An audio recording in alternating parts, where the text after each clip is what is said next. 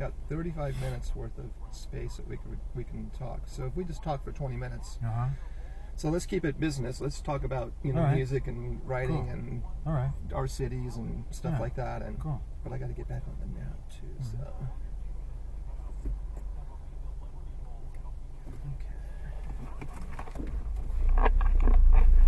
Is it okay if I'm over here like this? Yeah. I want to mess up your driving. Yeah. So this is Darko, and this is my official very first podcast recording. I'm interviewing Michael Serafin-Wells. Wells, indeed. How auspicious. How are you, man? I'm all right. Happy New Year. Thank you. Same to you. What keeps you living where you live? The rent laws in New York. Yeah. It makes it affordable? It makes it affordable. It's crazy. I think in most cities now, I think maybe LA's the only place where you can maybe still live kind of affordably as an artist.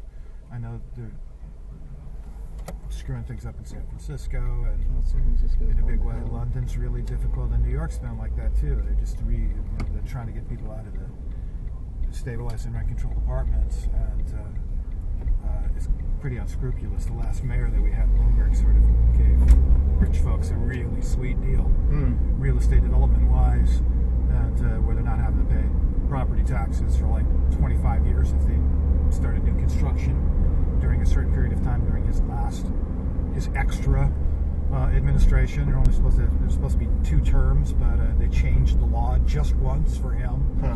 And so it's a liberal mayor now. We're trying to roll back some of that crap, but it's been hard. My building was bought by some fuckos, and they tried to get folks out, but they didn't succeed. Yeah, it's kind of a struggle. But that's one thing about New York. Sorry to get so political immediately, okay. That's okay. But that's kind of I've been there for a while. See, I've been to New York a couple of times. Yeah. Mainly in the airport. Which airport? That makes a difference. I've been to both. LaGuardia's sort of like really bad news. I wish I had a bigger car and stuff and pick those guys up. Out to the festivities. See faces like that around here very often. Yeah, so I've never really been in the city, and my whole... You gotta come, man. I know. I need to go and visit somebody that knows their way around, so I won't get swallowed up in the streets. Yeah. That's what my whole representation of New York City is crime dramas. Oh God. It's so antiseptic now, man. It's not like Taxi Driver anymore. It's totally like, it's very safe.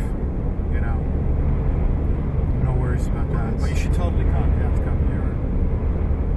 Yeah, a friend of mine went last year or the year before, his first time there, and he said he did nothing but walk for like, I don't know, the 4 days he was there, and he wore a hole in his shoes. Yeah. It's a walking city. It's really awesome. Yeah, that's a great thing about New York. You can walk everywhere. So when you come out to California, do you like it out here? I mean, I do. I love it. If you could afford it out here, would you stay out here instead of where you are? Or I really like spending time out here, and it's bittersweet because I did spend a lot of time out here with Summer for tragic death, and so particularly when I'm in San Francisco, it's kind of heartbreaking, but it's beautiful. And I was out here last trip, which is like a month ago, to meet with this cool girl who may do film projections for the Love and Loss project, and she's at the San Francisco Art Institute, which I didn't know about at all.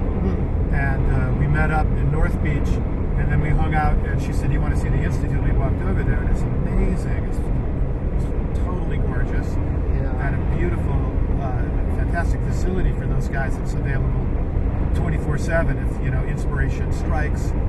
They've got a cutting room, they've got a recording studio. You just get out of bed and like walk over there and do your work. That is pretty nice. Yeah. So that was cool. Greer Sinclair is our friend. A little shout out to Greer. His work I really, really love. But yeah, I hope to spend some more time out here this year. Hopefully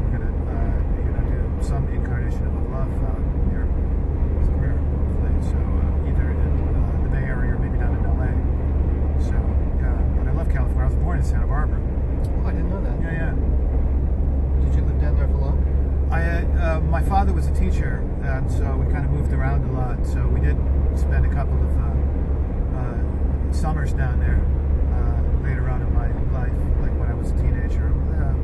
Before that, more like 11, 12. But my parents always spoke very longingly and lovingly of California, and I loved being out here, and it was great being in summer out here. It's such a beautiful place. Santa Barbara's a beautiful beach community. Oh yeah. I couldn't imagine growing up there and not. Were you like a surfer dude? Or? I wasn't, man, because I didn't. I spent some time in California, but a lot of it was elsewhere, in the East and the Midwest. But different. My father was a college professor, and so mostly I was landlocked. Where'd you end up in the Midwest? My father went to the University of Michigan to get his postgraduate work done, so we were out that way, and we were in Ohio a little bit. What part of Ohio? That's what I was kind of swinging in. I thought maybe you might have been in Ohio. Yeah, a little bit, northwestern Ohio. Okay. And then I was in D.C. before I came to New York, where I've been for years, and a lot of the scene there with Discord Records and you get Mackay and all the afterlife of Minor Threat and Fugazi and all those bands, great house shows and stuff like that. They were big inspirations in how we like to do things, which is you do it yourself, and those are some great. So that's some really good friends in DC.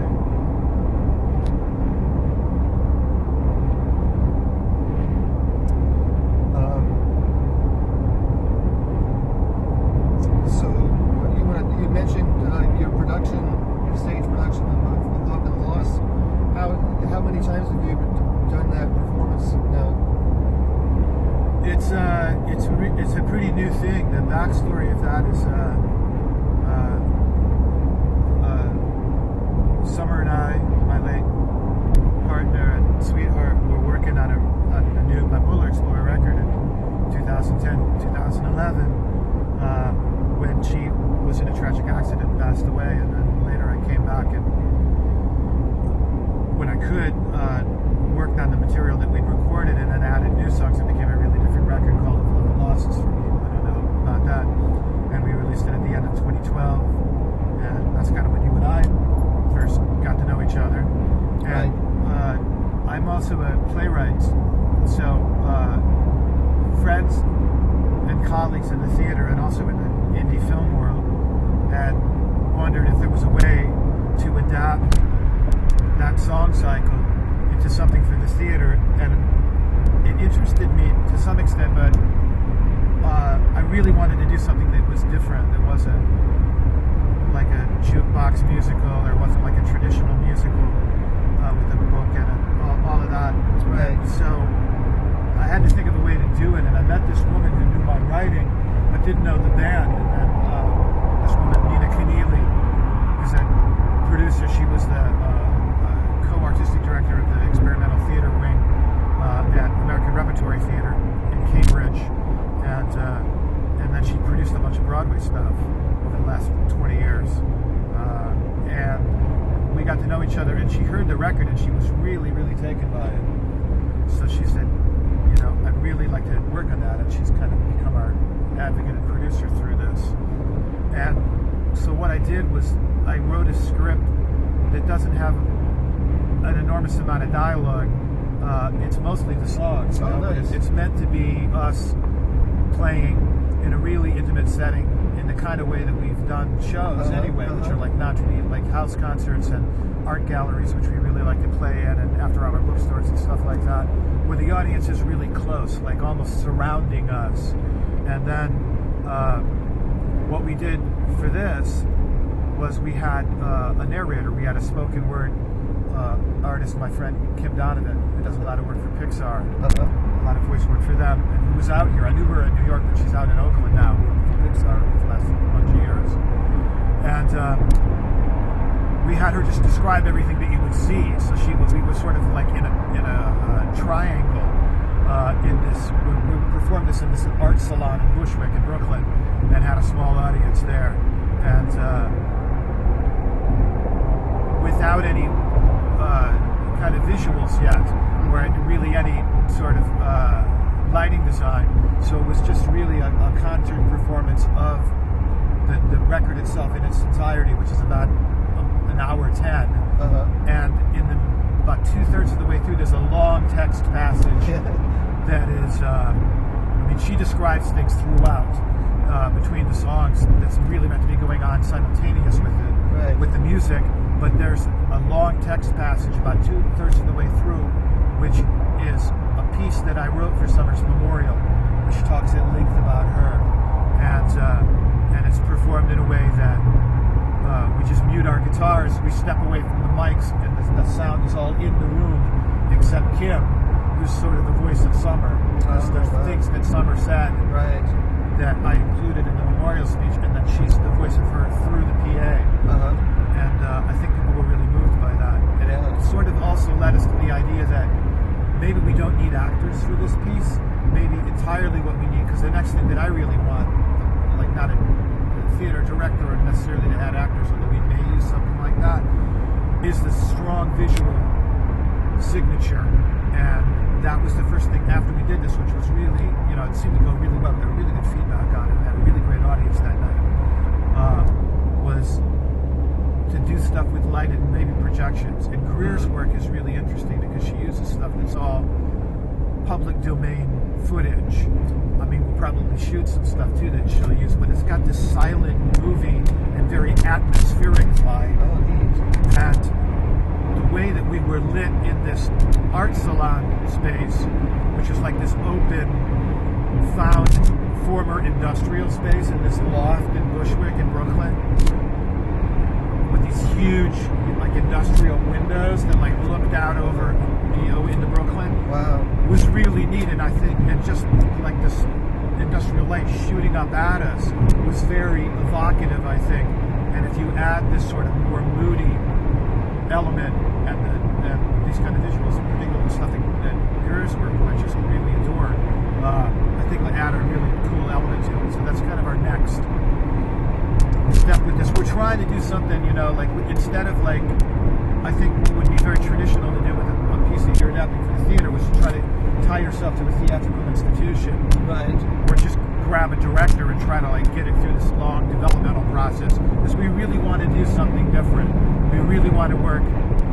The visual artist is the next thing that we want to do, and I think it would be really cool to do this in a place, you know, like the Art Institute or a gallery or something like that. So we're trying to invent the wheel in a way, but I think ultimately it's going to be a really more immersive, emotional, intimate experience for an audience and for us too, because this is the way we like to do things. So that's where we're at with this right now. Wow. Pretty neat. Thanks, man. Did you happen to get any video footage of the performance, or? You know, the girl who runs the series in Bushwick, which is really cool because she does all this different stuff. Like she'll do screenings of independent films. She has music. She's starting to do some theater stuff. We were kind of a hybrid of all of those things. She had offered to have someone come in and film the whole thing. We thought, you know, we're not ready for that, you know? So there's some clips on our website that's just Nina, you know, with her iPhone, just grabbing some stuff, you know, which it does give you a feel of what that night was like. It's interesting. But they're short clips, you know, nothing's more than about 45 seconds. And some of that stuff's up on our website and on our Instagram page also. I think you've seen some of that stuff. I might have, but maybe I didn't fully register that that's exactly what it was. Yeah. There's some stills and there's some also just a little video grabbed from the back of the house, you know, up on these stairs. She just grabbed from her phone. But that's another thing that we'd really like to do in this next process as we go forward with the kind of more visual thing, is we would really like to get some good video of it so people get an idea of what it is. You know?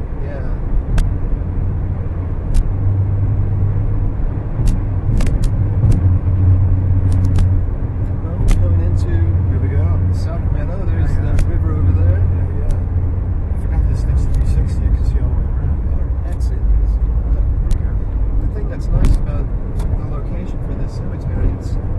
my side of the trip up here. I don't have to like drive all the way across. He's right down in here. Oh, cool.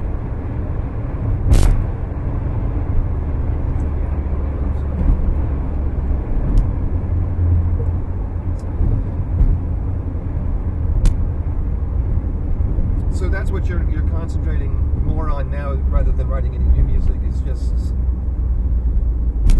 finding more places to perform. I think that we got a couple of things going on. I mean, there was totally some new music going on that we're working on right now at the same time, because I think what's going on with the Life of Love sort of theater art music collaboration is we're waiting for the next step with that. I think like we feel very strongly about where we're at with it, and it's like, we're putting stuff together and seeing where that goes next. So that's cool. So meanwhile, we're working on a couple of things. I'm sure you must have come across her in your travels as a photographer, but do you know Jax Fishburne at all?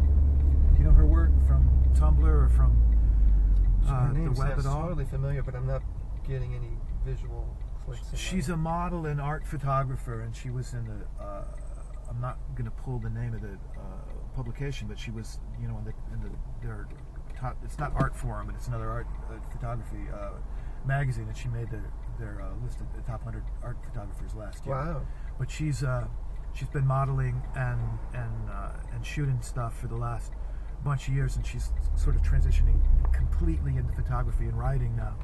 But we, not unlike you and I, had first started to be in touch online, with our work with each other, and she was going to be in New York, and she said, I'd really like to come over to the studio and shoot you, and she took these really excellent photos in our studio, and did these, and the studio is kind of, there's, in addition to just all the recording and practice equipment, the amplifiers, the guitars and everything being there, there's just loads and loads and loads of pictures in summer everywhere.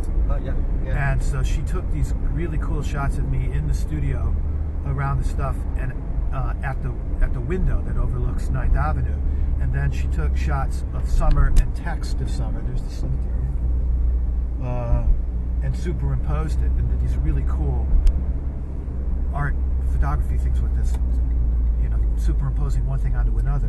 So I'm writing these ambient drone pieces that Jason and I are recording, inspired by all this, and we're going to call the record, using her artwork, Double Exposures. Oh, nice. Yeah. And then there's this other work that we're doing. There's this series of I've been going to this cool candlelit meditation service in the city at West End Collegiate Church, which is this cool progressive church on the Upper West Side. And on Wednesday nights they do this neat candlelight taze service. And taze is this French monastic tradition of these chants, and then spoken word stuff. Some of it's scripture and some of it's poetry. The first time I went, there was a beautiful Sylvia Plath poem that was read. Wow. And so we're doing this, we're recording these chants in our sort of dream pop, slowcore, moody versions of stuff. Right. And we're going to release that as this thing with spoken word stuff called Electric Hymnal. So we're working on these two projects simultaneously with the Of Love thing. And then it's been really cool this year. We've got a lot of advocacy from WFMU's Irene Trudell, which is, I've loved her show for 20 years. I've listened, religiously to her show, and she first started playing us about this time last year. We've been on her show 12 times. She's going to have us come out and do a live set, I think, this year. And then FMU, which is my favorite station and has a huge online presence as well now. Several of the DJs have picked this up, so it's been a really gratifying. That's fantastic. When you're you're a real fan of somebody's work, and then they kind of become an advocate of yours. It's really heady stuff. So Summer and I used to listen to Irene all the time. So it's really pretty amazing to hear our stuff on her program. We're really honored and grateful, and it never gets old. We're always jumping up and down with excitement. Yeah. Ourselves on the radio. Yeah. That's a good thing too, I think, with you guys getting your first radio play, airplay, out of your own hometown. Yeah. get that foundation established there, and then you really have a reputation to speak about when you reach out to other stations. They're such a well-respected station, around everywhere, because they're one of the last standing free-form stations, and they don't take money from any corporate whatever. It's entirely listener-sponsored, and it's just incredibly eclectic. When you turn it on, and you turn it off, and you turn it on again, and something completely different is going on. It's such great, really interesting, original programming. Yep. And I've definitely heard stuff there that I've never heard anyplace else. And I'm like, who are these people? Where are they finding this stuff? Who's creating it? And they archive everything, so you can go back and you can listen to like any program, anytime. It's really a fantastic station. Can't say enough about it. We love WFMU. Well, good. Let me see. What else can I ask you about? I know one thing we talked about earlier this week was my year-end list of my top favorite music, and whether you guys were going to make a cut on that. We were so incredibly grateful and gratified to be included a couple of years ago. Felt love. That was fantastic. We were very excited. Well, I can let you know. This is not official because I don't think it's been published yet. Okay. It could be, as we're speaking, it could be up, but I haven't checked in the past hour and a half since I left home. Things are fast online. But you guys make my list. Holy cow! Congrats! We're so happy. Thank you. Yeah. Kind of close to the top too. Oh, sweet. Oh man, thanks. Kind of like on top. All right. Because I went back through everything I listened to this year, and I kept thinking about what stuck with me. What out of all the things I've heard that just that I either hear the most or just stuck in my head, and your single "Angels" is just I think my favorite song, maybe up for a long time. Wow, thank you so much. Yeah. Thank you. That was really,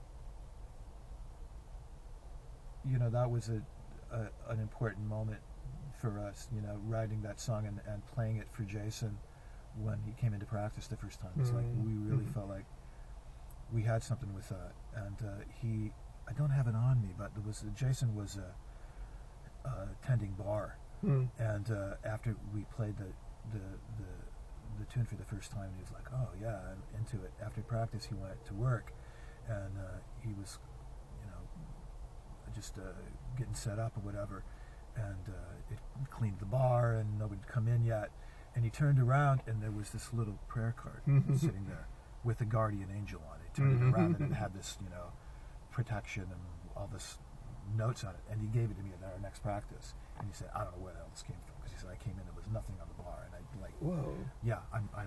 was getting everything set up. I turned around, there it was. I just played the song, so it was like, weird, cool things happen. And it seemed very auspicious. But thanks. I'm so pleased you like the song, and I'm really pleased you like the record. Thank you so much. Sure, you're welcome. Thank you for making it all. Thank you. Speaking of angels, and here we are. Surrounded in their little playground. Yeah. I've never been here. Yeah, this is a really amazing cemetery. I get a lot of energetic hits here when I'm walking through. I've seen some of your photography in here, but I've never been here myself. Yeah. Well, we wrap this up now for the interview, and we can go out and walk around.